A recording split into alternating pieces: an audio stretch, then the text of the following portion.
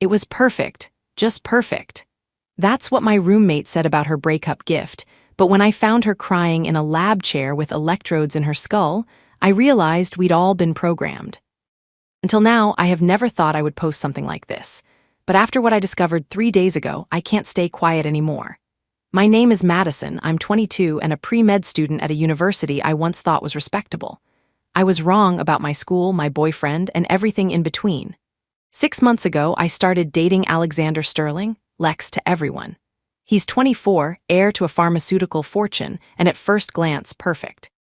APA getaways, yacht weekends, designer gifts, but what made me fall for him wasn't the money. It was how kind he seemed, genuinely kind. Then came the fresh start packages. Lex has this habit. After every breakup, he gives his exes massive payouts, $50,000 to $100,000, plus luxury gifts like Cartier bracelets, designer bags, even vintage Rolexes. He always says, "I just don't want anyone to feel like they wasted time with me." At first, it sounded noble. My roommates thought it was incredible. Zoe dated him last year and got enough money to erase her student loans. Riley studied abroad on Lex's dime. Amber walked away with a Tiffany necklace and $75K. They spoke about him like he was a saint. "Even if it doesn't work out, he'll take care of you," Zoe told me once, absent-mindedly touching her bracelet. I should have questioned how they all said almost the same thing. I should have wondered why smart, independent women were okay with being paid off. But I didn't. I was broke, overwhelmed with school applications, and watching my dad work double shifts to keep our family clinic open. Financial stability felt like a lifeline. Then last Tuesday happened. I was in the library researching neurological disorders when I saw Victoria Hayes, a psychology PhD student I vaguely recognized, carrying what looked like medical equipment toward a restricted basement section. Her secretive, focused expression made me follow her. Downstairs was nothing like the rest of campus. Sterile white halls, hums of machines. Through a cracked door, I saw what looked like a clinical lab, brain scanners, IVs, neural monitors, and 3 women in chairs, electrodes on their heads. I recognized one, Sarah Mitchell, another of Lex's exes. Her face twitched, smiling, frowning, confusion, like someone was switching channels inside her mind. Victoria adjusted controls as if orchestrating her emotions. I snapped photos and slipped away, shaking. Victoria wasn't just a psych student, she was running some kind of human experiment, and Lex's ex-girlfriends were involved. Back in my dorm, everything looked different. Zoe stroked her bracelet obsessively while browsing overpriced skincare. Riley checked her Rolex every few minutes. Amber was planning luxury vacations, way out of character for someone usually obsessed with coupons. I asked about their gifts. Zoe went distant and dreamy. It was perfect, just perfect. Riley couldn't remember where she got her watch. Amber swore her necklace was a graduation gift, though she hadn't graduated yet. They also developed bizarre obsessions. Zoe with $300 French moisturizers. Riley only drank water from a niche premium brand. Amber insisted on food from a specific organic supplier. When I questioned them, they got defensive. It just feels right. Something was wrong. So I did the unthinkable. I searched Lex's apartment while he was in class. Hidden in his closet was a box filled with medical files, psychological profiles, photos, dozens of women, including my roommates. Each file had notes, dates, and something labeled behavioral modification success rate. And one had my name. It was thick. Pages detailing my dad's clinic, our financial struggles, my academic goals, childhood memories, even my worst fears.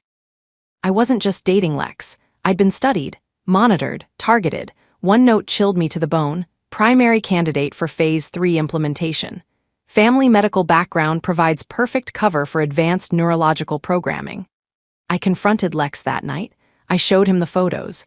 At first, he looked shocked. Then his hand grazed his always-worn headphones, and his expression went blank.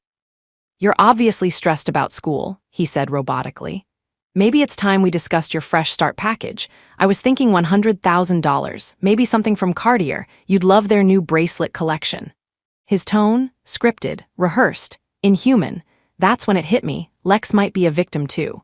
A puppet, used to recruit and deliver targets to whatever experiment Victoria's running. I'm writing this from my childhood bedroom. I told my parents I just needed rest, but the truth is I'm terrified. My roommates keep texting me with the same sugary tone they once used about Lex. It's like their personalities are fading, overwritten by something else. I've been researching behavioral conditioning, neurological implants, pharmaceutical mind control. What I'm uncovering is horrifying and suggests what I saw might just be one piece of something far larger and more dangerous. Tomorrow, I'm going to speak to my father, Dr. Carlos Torres. He's run a family clinic for 2 decades. If anyone can help me understand what's happening to these women, it's him. I know how all this sounds, like paranoia, but what if I'm not imagining it? What if Lex, the man I thought I loved, was created, crafted as part of this experiment? What if I'm next? So, Reddit, am I losing it, or did I just uncover something real and deadly? Update 1, hey Reddit. It's been 4 days since my original post, and I wish I could say things have gotten better. They haven't. They've gotten worse, so much worse, that I'm not even sure I'm safe anymore. But I can't stop now. Too many lives are at stake. First, thank you, seriously. To everyone who commented, DMed, or just offered support, you have no idea how much it meant. A few of you asked questions I hadn't thought to ask. One user told me to dig into my family's medical records. Another warned me to stay off campus. Someone else sent me information on recent missing persons reports from nearby universities. That last one, it may have saved my life.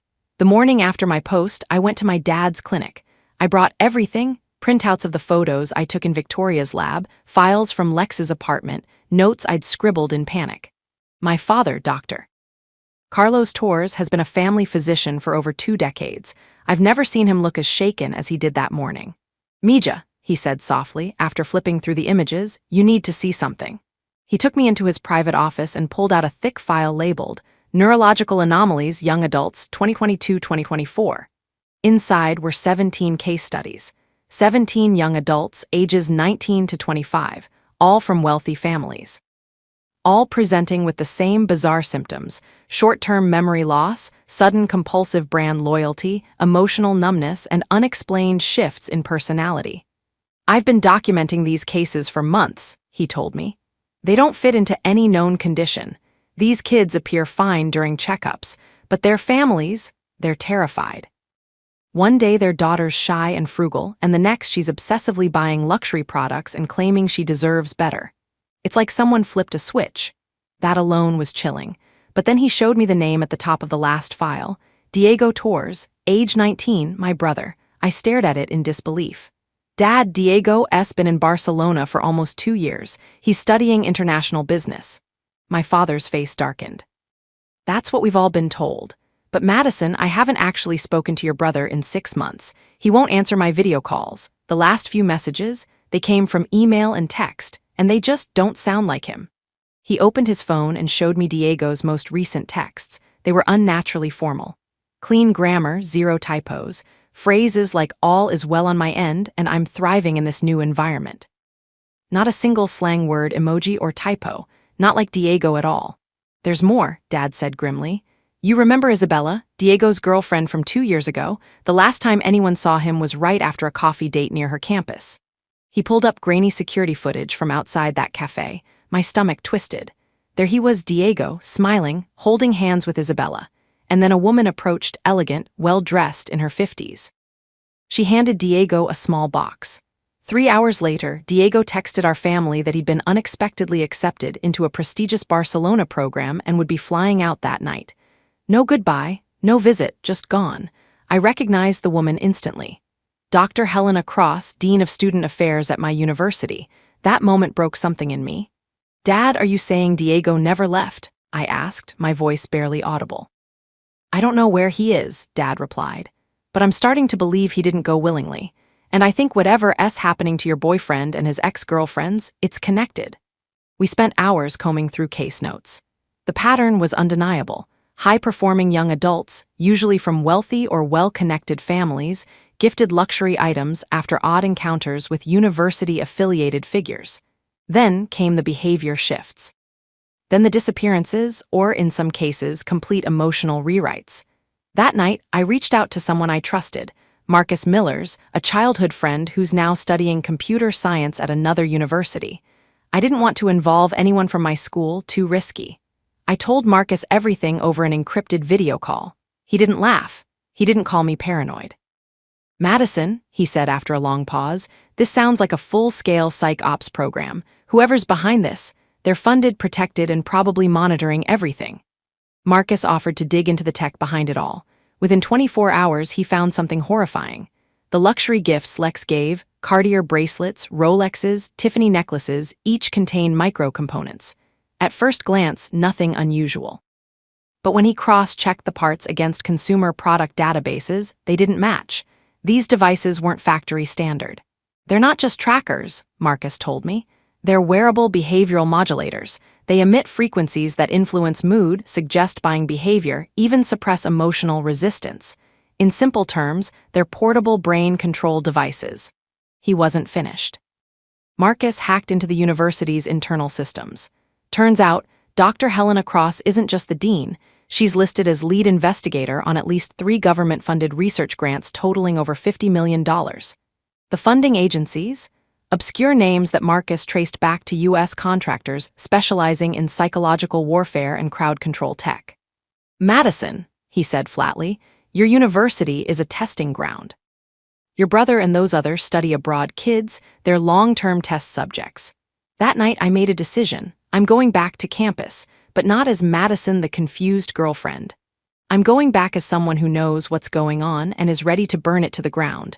I've started building what I call the antidote. A resistance network. Dad's on board, he's documenting symptoms, analyzing compounds. Marcus is monitoring all digital traffic, encrypting our communications, and helping me track active targets. We've already made contact with 3 other families who believe their children disappeared under similar circumstances. But the part that keeps me up at night? Lex. He's not just another test subject. He's something else, something more advanced. I've been replaying every conversation we've had. Every time he offers me money or talks about taking care of me, it always follows the same sequence. He touches those headphones, then the tone of his voice changes. He starts using brand names, scripted phrases. He's not being mind-controlled. He is the control system. The scariest part, he's begun hinting at marriage, talking about our future. Imagine the life I could give you, Madison, he said 2 weeks ago. You'd never have to worry again. Tomorrow, I'm going to pretend to accept his proposal.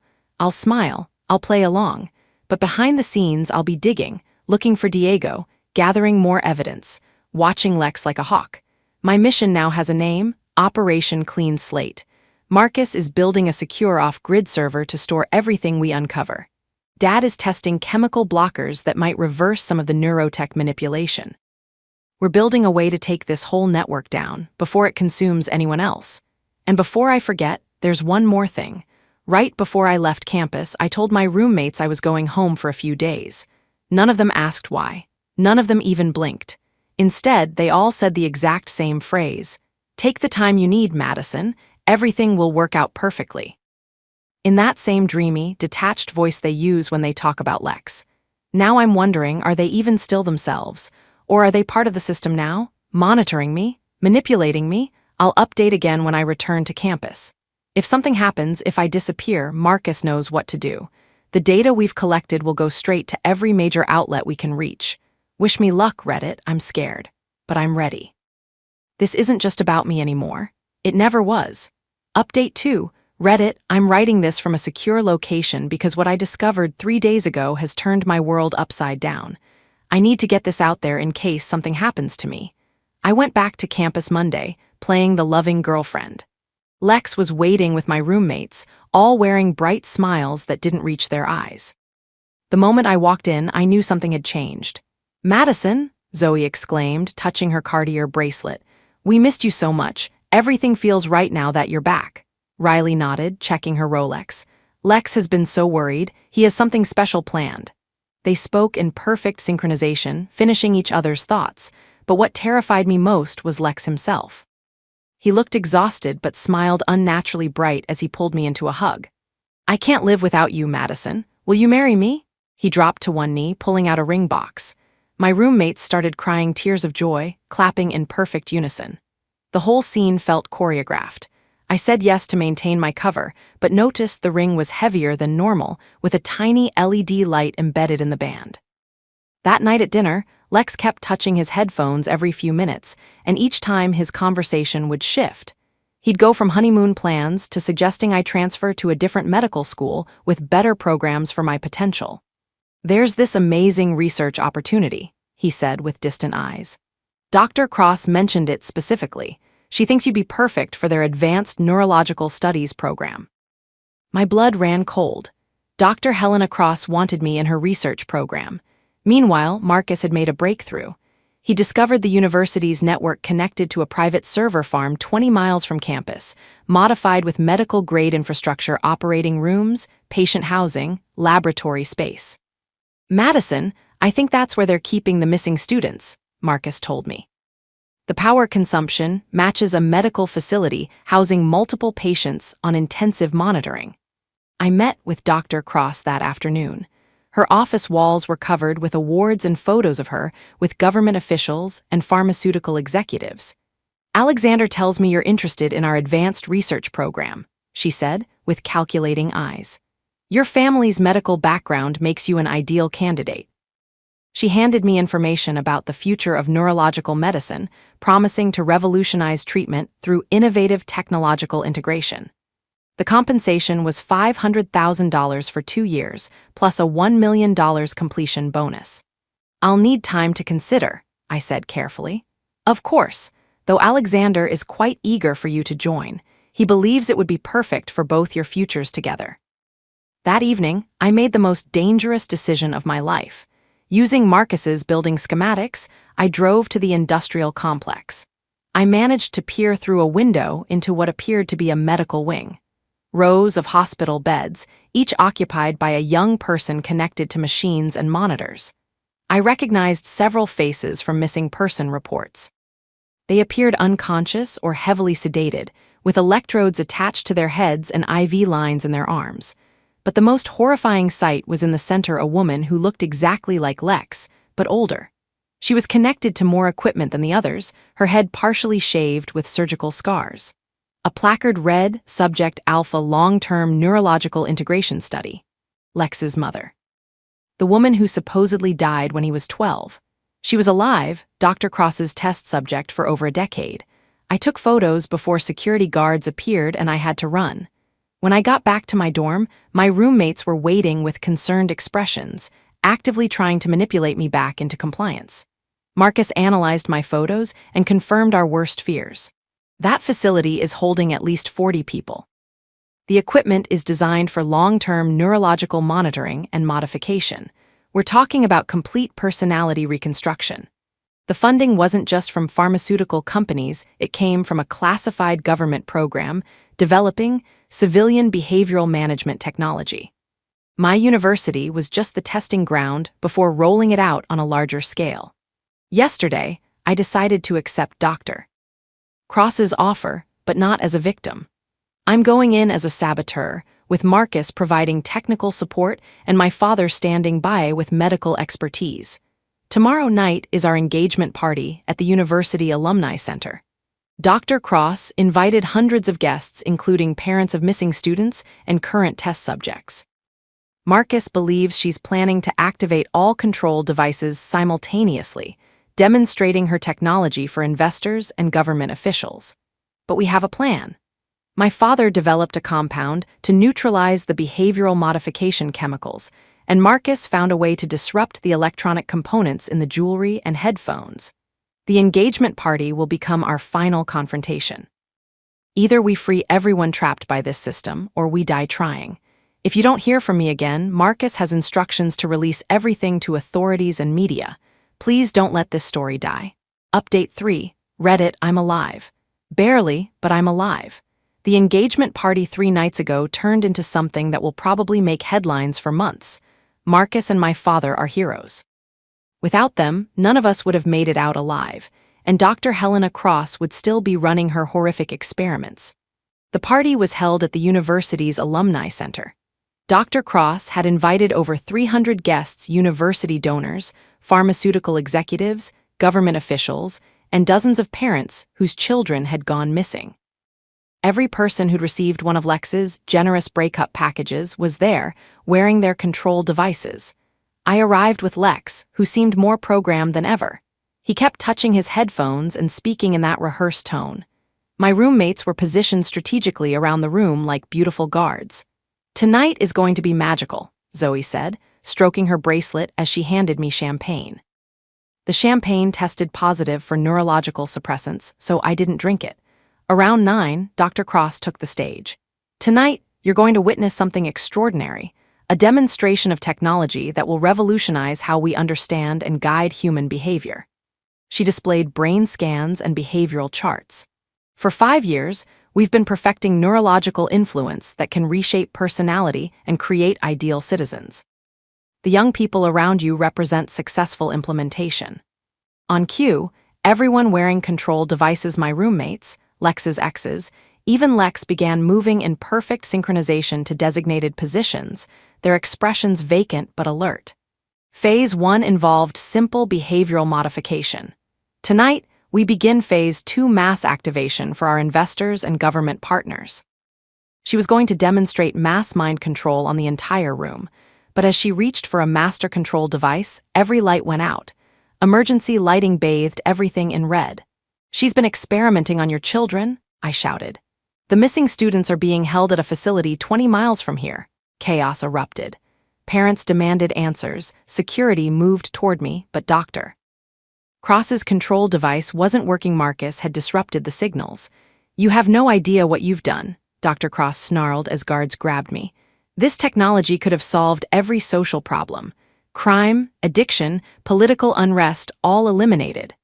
My father stepped forward with FBI agents and parents who'd been working with law enforcement for months.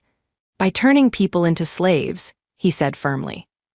The next hours were arrests, medical examinations, and emergency rescues. Marcus used their computer systems to locate and unlock the facility holding missing students. The most emotional moment came when Lex, free from his headphones, broke down completely.